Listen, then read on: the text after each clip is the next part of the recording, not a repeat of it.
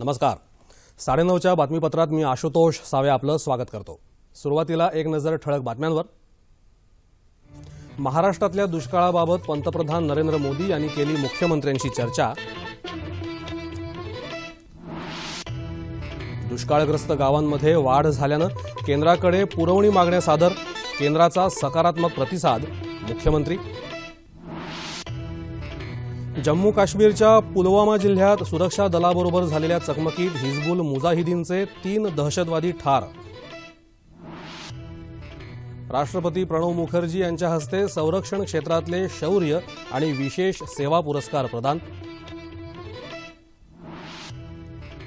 ऊस उत्पादक शेतकऱ्यांना ठिबक सिंचनाकडे वळवण्यासाठी 75% सरकारी अनुदान द्यावं, अजित पवार यांची मागणी. आणि महिला कुस्तीपटू विनेश फोगाट आणि साक्षी मलिक आगामी रिओ ऑलिम्पिकसाठी पात्र.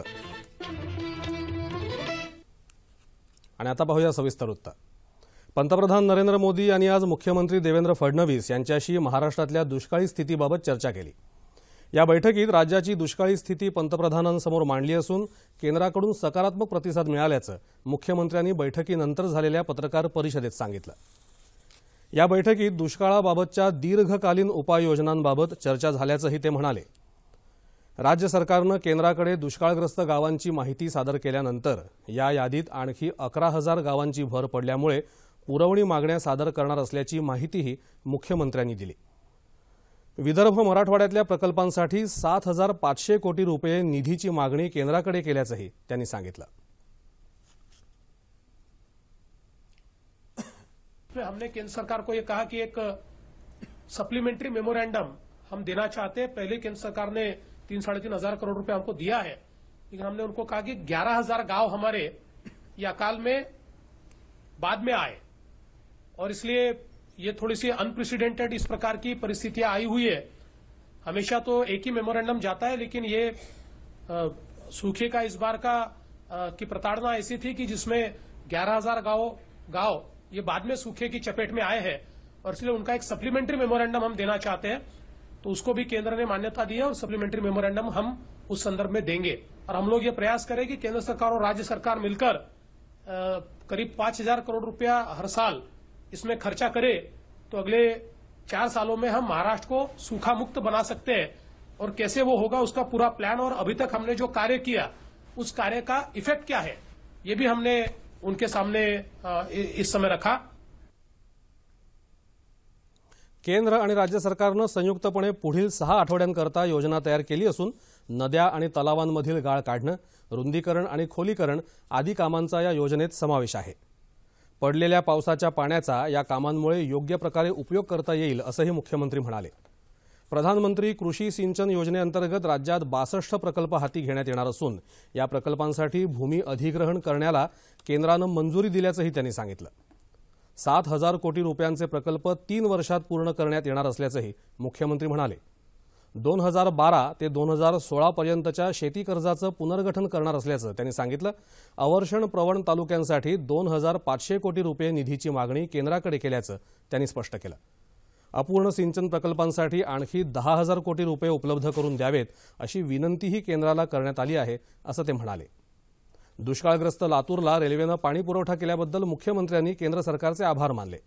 दरम्यान पंतप्रधान नरेंद्र मोदी यांनी आज उत्तर प्रदेशचे मुख्यमंत्री अखिलेश यादव आणि कर्नाटकचे मुख्यमंत्री सिद्धरमैया यांच्याशीही त्या राज्यांमधल्या दुष्काळी परिस्थितीबाबत चर्चा केली. जम्मू काश्मीरमध्ये पुलवामा जिल्ह्यात आज पहाटे सुरक्षा दल आणि दहशतवाद्यांमध्ये झालेल्या चकमकीत 3 दहशतवाद्यांना कंठस्नान घालण्यात आलं. हे तिघेही हिजबुल मुजाहिदीन या दहशतवादी संघटनेचे सदस्य होते. पोलीस आणि लष्कराचं संयुक्त पथक शोध मोहीम राबवत असताना लपलेल्या दहशतवाद्यांनी त्यांच्यावर अचानक गोळीबार केला. घटनास्थळावरून काही शस्त्रास्त्रही जप्त करण्यात आली आहेत अशी माहिती लष्कराच्या प्रवक्त्यानं दिली. दुसऱ्या एका घटनेत कुपवाडा जिल्ह्यात नियंत्रण रेषेवर झालेला घुसखोरीचा प्रयत्न लष्करानं हाणून पाडला. दहशतवाद्यांना रोखण्यात लष्कराला यश आलं. मात्र या प्रसंगी कुमाऊ रेजिमेंटचे शिपाई रमेशचंद यादव यांना वीरमरण आलं. आणखी एका घटनेत बडगाम जिल्ह्यात एका ग्रेनेडचा स्फोट होऊन 3 पोलीस आणि एक महिला नागरिक जखमी झाले.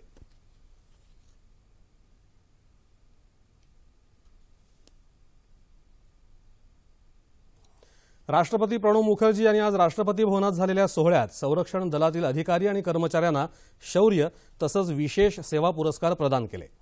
कॉन्स्टेबल गौतम कोच आणि नायब सुभेदार राजेश कुमार यांनी दाखवलेल्या अतुलनीय शौर्याबद्दल त्यांना मरणोत्तर कीर्तिचक्र प्रदान करण्यात आलं।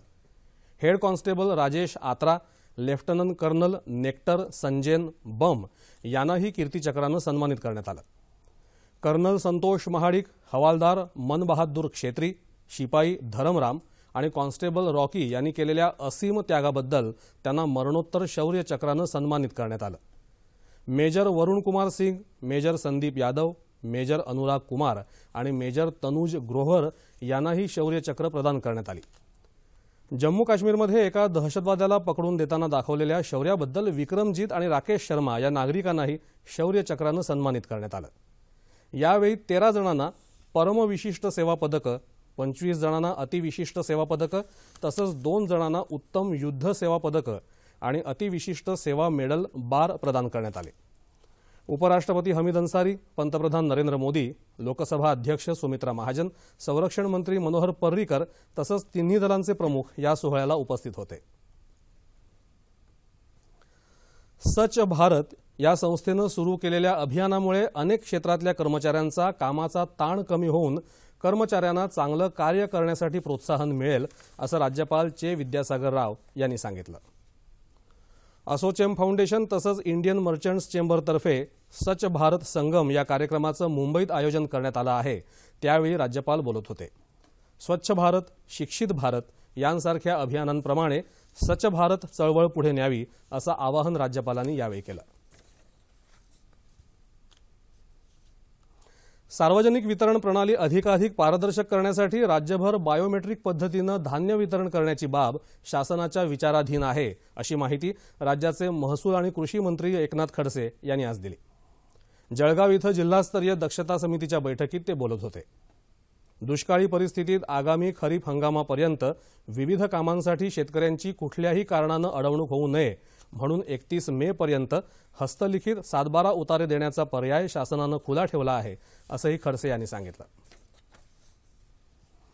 ऊस उत्पादक शेतकऱ्यांनी ठिबक सिंचनाकडे वळावं यासाठी केंद्र सरकारनं 50%, राज्य सरकारनं 25% आणि साखर कारखान्यांनी 15% अनुदान द्यावं अशी मागणी राष्ट्रवादी काँग्रेसचे नेते अजित पवार यांनी केली आहे।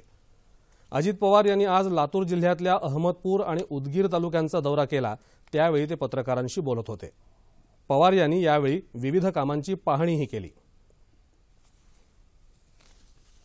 मनरेगा ही जी काही योजना आहे केंद्र सरकारची, आता आया बहिणी आणि पुरुष मंडळी काम करणारी तिथं सांगत होती की आम्हाला काही ठिकाणी 100 रुपये रोजगार मिळतोय, काही ठिकाणी 160 मिळतोय। खरं तर मिनिमम वेजेसच्या प्रमाणे 192 रुपये रोज महाराष्ट्रामध्ये काम करत असणाऱ्या व्यक्तीला त्या ठिकाणी मिळाले पाहिजे। दुष्काळाचा सामना करण्यासाठी राज्य सरकार अपयशी ठरलं असल्याची टीका अजित पवार यांनी केली। साखरेचे भाव लक्षात घेता कारखान्यांना FRP प्रमाणे पैसे देणं शक्य असल्याचं पवार म्हणाले। विधान परिषदेतले विरोधी पक्षनेते धनंजय मुंडे तसंच राष्ट्रवादी काँग्रेसचे इतर नेते पवार यांच्यासोबत होते। गेल्या 3 वर्षांपासून पडत असलेल्या दुष्काळामुळे मराठवाड्यातला शेतकरी अडचणीत सापडला आहे। खरीप हंगामात पेरणीसाठी बियाणं आणि खतं घेण्याची आर्थिक क्षमता शेतकऱ्याकडे नाही। त्यामुळे शेतकऱ्यांना मोफत बियाणं आणि खतं पुरवावीत तसंच पूर्णपणे कर्जमाफी द्यावी अशी मागणी काँग्रेसचे प्रदेशाध्यक्ष अशोक चव्हाण यांनी केली आहे। ते आज उस्मानाबाद इथं दुष्काळी परिषदेत बोलत होते। शासनाच्या योजना ग्रामीण भागातल्या लोकांपर्यंत पोहोचत नाहीत तसंच या योजनांची प्रत्यक्ष अंमलबजावणी होताना दिसत नाही अशी टीका चव्हाण यांनी केली।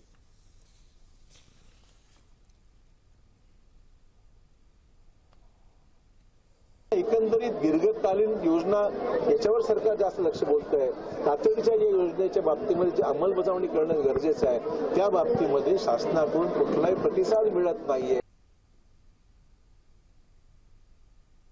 रोजगार हमी योजनेची कामं सुरू करण्याची मागणीही त्यांनी केली।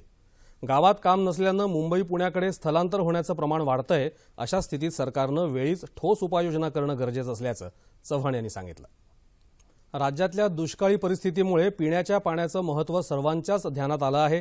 अशा या पाणी टंचाईच्या काळात बृहन्मुंबई महानगरपालिकेनं पाणी माफिया टँकर माफियांना थारा देऊ नये असं आवाहन मुंबई भाजपाचे अध्यक्ष आमदार आशिष शेलार यांनी आज केलं। मुंबईतल्या रस्ते बांधकामाची कंत्राटं मिळालेल्या ज्या कंपन्यांनी कामात गैरव्यवहार केले असतील त्यांना काळ्या यादीत टाकलं जावं, तसंच ज्या अधिकाऱ्यांनी या प्रकरणात त्यांना मदत केली असेल त्यांच्यावरही कडक कारवाई करावी अशा मागण्या त्यांनी केल्या। मनसेच्या 2 आणि काँग्रेसच्या 1 नगरसेवकानं यावेळी भाजपामध्ये प्रवेश केला।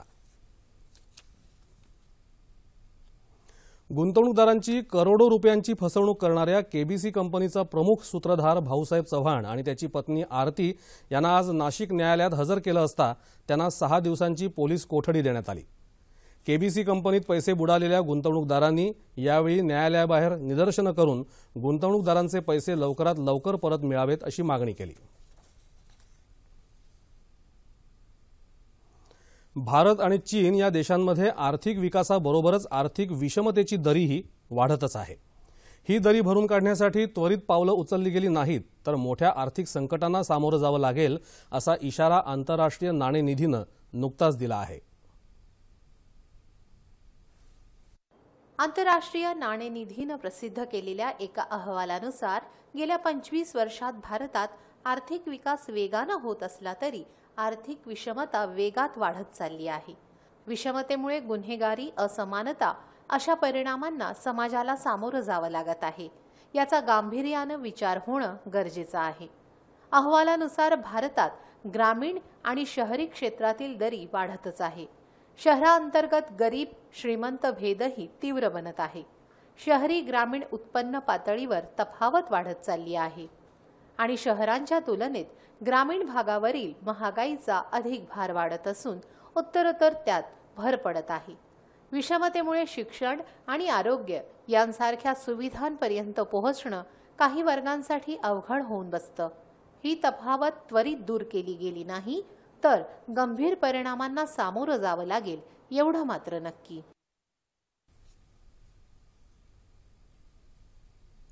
वाढत्या आर्थिक विषमतेची कारणं आणि उपाययोजना या विषयावर अधिक चर्चा करण्यासाठी अर्थतज्ञ डॉक्टर वरदराज बापट आज आपल्या स्टुडिओमध्ये आले आहेत। नमस्कार सर, 9:30च्या बातमीपत्रात आपलं अगदी मनपूर्वक स्वागत। नमस्कार। आंतरराष्ट्रीय नाणेनिधीनं असा दावा केला आहे की भारतामध्ये आर्थिक विषमतेची दरी वाढत चालली आहे आणि ती या देशातली प्रमुख सामाजिक समस्या बनू शकते। यावर तुम्ही अधिक काय प्रकाश टाकाल? ही अगदी खरी गोष्ट आहे, कारण आपल्या देशाचा जसा विकास होतोय, एका बाजूनी काही लोक श्रीमंत होत आहेत, बरं, तर तळागाळातली काही लोक गरीब राहत आहेत। पण मला वाटतं चीनशी आपली तुलना होऊ शकत नाही, कारण चीन हा मुळातच हुकुमशाही देश आहे, आपल्याकडे लोकशाही आहे। त्यामुळे स्वाभाविकपणेच गरीबाला एक विचार मांडण्याची आणि त्याला पुढे आणण्याची प्रक्रिया आपल्याकडे निश्चितपणे आहे। अच्छा, ही आर्थिक विषमता पूर्वीपासून आपल्याकडे आहे की सध्या वाढू लागली आहे? एक आपल्याला असं म्हणता येईल की आपला देश फार पूर्वीपासून सुजलाम सुफलाम असल्यामुळे पूर्वी आपल्या देशामधली आर्थिक विषमता फार कमी होती। मात्र जसं आपल्यावरचं परकीय आक्रमण झालं, मग ते अफगाण मोगलांचं असेल, नंतर इंग्रजांच्या काळामध्ये ही दरी खूप वाढली आणि त्याच्यावर दादाभाई नौरोजी किंवा गांधीजींनी खूप लिहिलेलं आहे। पण अलीकडचं थोडं बघितलं तर 1990च्या उदारीकरण आणि जागतिकीकरणानंतर एका बाजूने आर्थिक विकासाचा दर वाढला आणि त्याच वेळी ही आर्थिक विषमता सुद्धा वाढली, असं गेल्या 20-25 वर्षात आपल्याला नक्की दिसतं। अच्छा, आंतरराष्ट्रीय नाणेनिधीचं म्हणणं असं आहे की भारतातले जे 2 प्रमुख प्रकार पडतात, म्हणजे आपण म्हणूया सामाजिक स्तर म्हणूया, ग्रामीण भाग आणि शहरी भाग, तर ह्या 2 भागांमध्ये ही आर्थिक विषमतेची दरी वाढते असं त्यांचं म्हणणं आहे। त्याबाबत तुम्ही काय म्हणाल? ही खरी गोष्ट आहे, कारण शहरांचा विकास गेल्या काही वर्षात वेगात झाला। त्या ठिकाणी IT सारखे वेगवेगळे उद्योग आले, त्या ठिकाणचं इन्फ्रास्ट्रक्चर, वीज, रस्ते सुद्धा खूप जवळजवळ जागतिक दर्जाच्या जवळ जाऊन पोहोचले आहेत। त्या मानाने ग्रामीण भाग थोडासा मागे पडला आणि युवक आणि ज्याला म्हणू कर्तृत्ववान व्यक्ती सुद्धा ग्रामीण भागातून शहरी भागाकडे यायला लागल्या। या दोन्ही कारणांमुळे मला वाटतं की ही दरी थोडीशी वाढलेली आपल्याला दिसते। अच्छा, तुम्ही आता म्हणालात म्हणजे एकीकडे विकास होत गेला, बरोबर ना, पण त्या मानाने तशी आर्थिक विषमतेची दरीही वाढत गेली। तर मला एक सांगा, म्हणजे आर्थिक विकासाचा दर वाढतोय असं जर चित्र आहे, म्हणजे आर्थिक विकासाचा दर वाढतोय, पण हा वाढणारा आर्थिक विकासाचा दर आर्थिक विषमता मग दूर का करू शकत नाही? मी आता जसं म्हटलं की सर्व्हिसेस सेक्टर, मग त्याच्यामध्ये IT आलं किंवा विविध सेवा या सेक्टरमधला दर वाढलाय गेल्या काही वर्षात आणि ह्या मुख्यतः शहरी भागामध्ये असल्यामुळे आणि पुन्हा कमवणारी लोक युवक हे शहरी भागाकडे आल्यामुळे अधिक उत्पन्न तिथे आहे आणि शेवटच्या व्यक्तीपर्यंत जसं म्हणू की आपण हळूहळू तो ठिपकत जायला पाहिजे, पण ते हळूहळू जाण्याचा वेग फार हळू असल्यामुळे ही दरी थोडी आपल्याला वाढलेली दिसते. बरं, मग या भारतातल्या आर्थिक विषमतेमागची कारणं नेमकी काय सांगता येतील? कारण नाणेनिधी म्हणते की शैक्षणिक अर्हता किंवा शैक्षणिक पात्रता हे एक प्रमुख कारण आहे किंवा अनेक प्रमुख कारणांपैकी हे एक कारण आहे. तुम्ही काय म्हणता? शैक्षणिक हे अर्हता हे कारण आहे, पण मला वाटतं आपण जर बघितलं तर गेल्या काही वर्षामध्ये कुशल आहेत पण ज्यांच्याकडे डिग्री किंवा पदवी नाही अशा व्यक्तींना मिळणारी मानधन किंवा त्यांना मिळणारी मजुरी म्हणूया ही सुद्धा वाढतीये.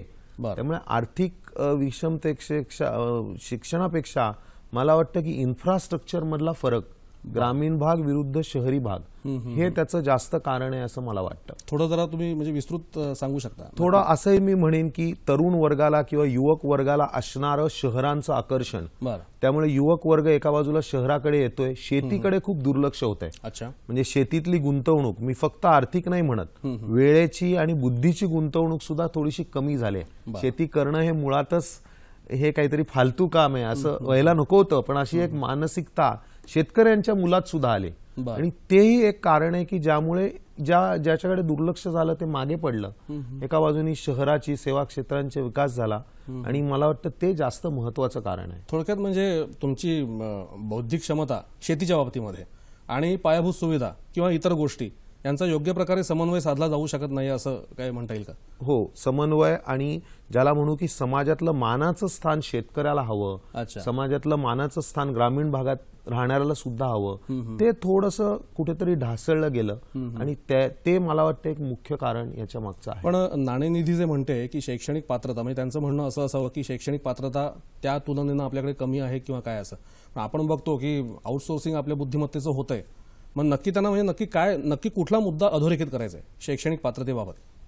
नाही, शैक्षणिक पात्रतेमुळे उत्पन्नात फरक पडतो यात काही दुमतच नाहीये, पण मला वाटतं म्हणजे शैक्षणिक पात्रतेबरोबरीने शिक्षणाचा दर्जा, कारण आपल्याकडे बाहेर पडणारा ग्रॅज्युएट आहे तो सुद्धा एम्प्लॉयबल आहे का, हाही एक मोठा प्रश्न आहे. त्यामुळे तो सुद्धा मला वाटतं पात्रतेच्या बरोबरीने तोही महत्वाचा मुद्दा पण समजला पाहिजे. किंवा मगाशी मी जे म्हटलं प्रश्न विचारताना की दोन जे भाग पडलेले आहेत म्हणजे नागरी भाग आणि ग्रामीण भाग, मग तो फरक पडतो का शिक्षणाच्या बाबतीमध्ये की नागरी भागामध्ये शिक्षणाचं प्रमाण कमी आहे आणि शहरी भागामध्ये जास्त आहे असं काही आहे का? हा, म्हणजे ग्रामीण भागामध्ये कमी आहे, पण मला वाटतं की आता ग्रामीण भागामध्ये महाविद्यालयं खूप पोचली आहेत, त्यामुळे तितक्या मोठ्या प्रमाणात ती दरी मला नाही वाटत, पण दर्जाची दरी मला अधिक वाटते की ग्रामीण भागामध्ये बाहेर पडणाऱ्या युवकाला असणारा आत्मविश्वास, त्याच्यामध्ये असणारं कौशल्य, याच्यात कुठेतरी फरक पडलाय शहराच्या तुलनेत, म्हणून मला तो मुद्दा जास्त अधोरेखित करावासा वाटतो. बरं, आपण म्हणतो प्रत्यक्ष अप्रत्यक्ष कर प्रणाली आहे, दरडोई उत्पन्न आहे, सकल राष्ट्रीय उत्पन्न आहेत, हे जे म्हणजे अर्थकारणाचे महत्वाचे जे घटक आहेत, या घटकांचा प्रभाव कितपत आहे ही आर्थिक विषमतेची दरी वाढण्यामध्ये भारतामध्ये? याचा प्रभाव आहे, कारण सकल आर्थिक उत्पन्न आपलं चांगल्यापैकी वाढतंय, म्हणजे 9% दरांनी आपलं जवळजवळ वाढतंय आणि मला वाटतं की जगामधलं एक हायएस्ट सगळ्यात चांगलं उत्पन्न वाढतंय, पण लोकसंख्येची वाढ सुद्धा चालू आहे. त्यामुळे दरडोई उत्पन्नामध्ये आपल्याला तेवढी वाढ दिसत नाही, आपला देश तसा थोडा मागे पडतोय. आणि तिसरा जो तुम्ही मुद्दा म्हटलात की प्रत्यक्ष अप्रत्यक्ष कर प्रणाली, त्याच्यामध्ये असं असतं प्रत्यक्ष कर म्हणजे इन्कम टॅक्स जो त्यातला महत्वाचा आहे, श्रीमंतांवर अधिक कर जवळजवळ 30% आणि गरिबांना जवळजवळ 0 किंवा 10% कर असतो. पण गेल्या काही वर्षात अप्रत्यक्ष करांचं प्रमाण खूप वाढलं आणि अप्रत्यक्ष कर गरीब आणि श्रीमंत सगळेच बऱ्यापैकी भरतात, त्यामुळे तेही एक कारण म्हणता येईल की थोडासा गरिबांवर तो भार अधिक गेला आणि त्यामुळे ही दरी वाढली असं म्हणणार नाही, पण ज्या वेगात कमी व्हायला हवी होती तितका ते कमी होते असं आपल्याला दिसत नाही. बरं, नाणेनिधी म्हणते की भविष्यामध्ये जर याच्यावरती चांगल्या उपाययोजना केल्या नाहीत तर आर्थिक संकट गहिरं होऊ शकतं दोन्ही देशांमध्ये, भारत आणि चीन. आपण भारताचा विचार अर्थात करतोय, तर मग सध्या काय नेमक्या उपाययोजना करता येतील आणि केंद्र सरकार सध्या ज्या योजना राबवते त्याचा काही फायदा होऊ शकेल का ही आर्थिक विषमतेची दरी दूर करण्यासाठी? केंद्र सरकारने गेल्या 1-2 वर्षामध्ये ज्या योजना सुरू केल्या आहेत त्याचा खूप मोठा सहभाग पुढच्या येत्या काळामध्ये कमी होण्यात आहे. त्यातली एक खूप महत्वाची योजना मुद्रा आहे, कारण गरीबातल्या गरीब माणसाला कर्ज मिळण्याची फार मोठी समस्या येते. जर मुद्रा योजना यशस्वी झाली तर तारणा विना कर्ज गरिबाला मिळेल आणि मोठ्या प्रमाणात उद्योग निर्माण करायला त्याचं प्रोत्साहन मिळेल. अलीकडेच स्टँडअप योजना घोषित करण्यात आली, ज्यामुळे दलित किंवा मागासवर्गीय युवकाला उद्योग, कारण नोकरी देणं शक्य नाहीये, पण त्यांना प्रोत्साहन मिळणं की उद्योग त्यांनी करावा. त्यामुळे स्टँडअप योजना इंडियाची चांगली योजना आहे. आणि त्याच्या बरोबरीनेच आता जो वेगवेगळ्या प्रकारचे लाभ हे बँक अकाउंट मधनं दिले जातात, म्हणजे आधारित जे बँक अकाउंट आहेत जनधन योजनेत सुरू झालेले, त्यामुळे मिडलमन मधल्या लोकांकडे जो पैसा मोठ्या प्रमाणात जात होता, सरकारने 100 रुपये पाठवले तर कुठे 15 किंवा 20 रुपये पोचायचे, मला वाटतं की ते प्रमाण आता चांगलं वाढलंय. अच्छा. आणि भ्रष्टाचारावर थोडा थोडा आळा मिळतोय आणि त्याचा उपयोग नक्की होईल की गरीबातल्या गरीबापर्यंत जो पैसा पोचायला हवाय, आणि पैसा म्हणजे भिकेच्या रूपात नाही किंवा अनुदान म्हणून नव्हे, तर त्यांनी स्वतःच्या पायावर उभं राहावं असा जो प्रयत्न आहे. आणि थोडासा जो मेक इन इंडिया आणि स्किल इंडिया, म्हणजे उद्योग हे शहरात न राहता सगळीकडे पसरावेत, बरोबर, आणि ग्रामीण भागातल्या युवकाला नुसतं पुस्तकी शिक्षण नाही तर त्याचा कौशल्य विकास व्हावा. अगदी. आणि अशी सुरुवात आहे, मी अगदी म्हणणार नाही, कारण ते व्हायला वेळ लागेल आणि समाजालाही सहभाग द्यावा लागेल. ही आर्थिक विषमतेची जी दरी आपण म्हणतोय वाढू शकते, तर ते दरी बुजवण्याचं काम आता सध्या सुरू आहे, प्रगतीपथावरती आहे. नक्कीच. आणि मला आशा आहे की वाढणार नाही, ती पुढच्या 2-3 वर्षात आपल्याला कमी झालेली दिसेल, बुजलेली दिसेल. आज तुम्ही आमच्या बातमीपत्रामध्ये आलात आणि अगदी थोड्या वेळामध्ये, आपल्याला वेळ अत्यंत थोडा असतो, थोडक्या वेळामध्ये तुम्ही अनेक चांगल्या मुद्द्यांना स्पर्श केलात, त्याबद्दल आपले मनपूर्वक आभार. धन्यवाद. येत्या 25 वर्षात जगातल्या अतिमहत्वाच्या देशांमध्ये भारताची गणना होईल, असा विश्वास केंद्रीय ऊर्जा मंत्री पियुष गोयल यांनी व्यक्त केला आहे. ते आज मुंबईत टाटा सामाजिक विज्ञान संस्थेच्या दीक्षांत समारंभात बोलत होते. जागतिक हवामान बदलाच्या समस्येचा सामना करण्यासाठी प्रत्येक माणूस महत्त्वपूर्ण कृती करू शकतो, तसंच संघभावनेनं काम केलं तर देशहिताचं मोठं कार्य उभं राहू शकतं, असं त्यांनी सांगितलं. यावेळी गोयल यांच्या हस्ते 160 विद्यार्थ्यांना पदवीचं वाटप करण्यात आलं. भारत देश निव्वळ आर्थिक महासत्ता होण्यापेक्षा आनंदी देश झाला पाहिजे, असं उद्योगपती JRD टाटा यांनी सांगितलं होतं. समाज, कुटुंब, जीवनमूल्य, संस्कृती, क्रीडा यातूनही आनंद मिळतो, असं गोयल म्हणाले.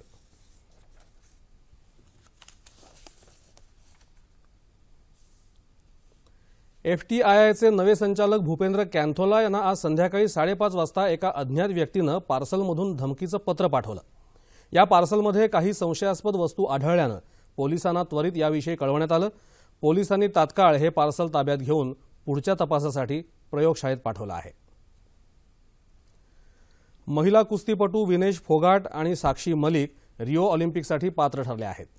विनेश फोगाट 48 किलो वजनी गटात पात्र ठरली असून साक्षी मलिक 58 किलो वजनी गटात रिओ ऑलिम्पिकसाठी पात्र ठरली आहे. तुर्कस्तानातल्या इस्तंबूल इथं रिओ ऑलिम्पिक पात्रता स्पर्धेत या दोघींनी ही चमकदार कामगिरी केली आहे.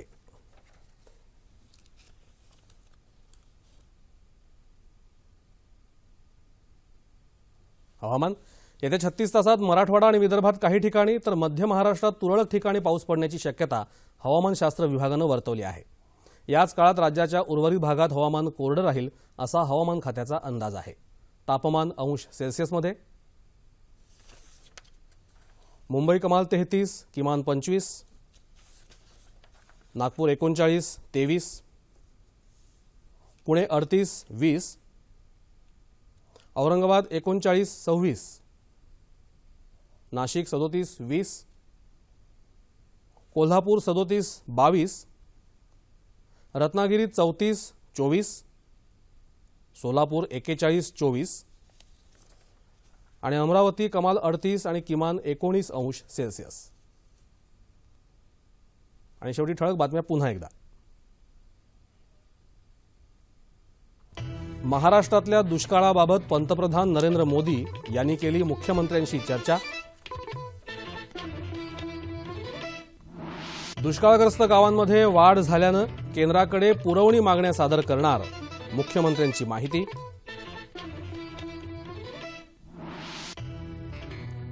जम्मू काश्मीरच्या पुलवामा जिल्ह्यात सुरक्षा दलाबरोबर झालेल्या चकमकीत हिजबुल मुजाहिदीनचे 3 दहशतवादी ठार. राष्ट्रपती प्रणव मुखर्जी यांच्या हस्ते संरक्षण क्षेत्रातले शौर्य आणि विशेष सेवा पुरस्कार प्रदान. ऊस उत्पादक शेतकऱ्यांना ठिबक सिंचनाकडे वळवण्यासाठी 75% सरकारी अनुदान द्यावं, अजित पवार यांची मागणी. आणि महिला कुस्तीपटू विनेश फोगाट आणि साक्षी मलिक आगामी रिओ ऑलिम्पिकसाठी पात्र.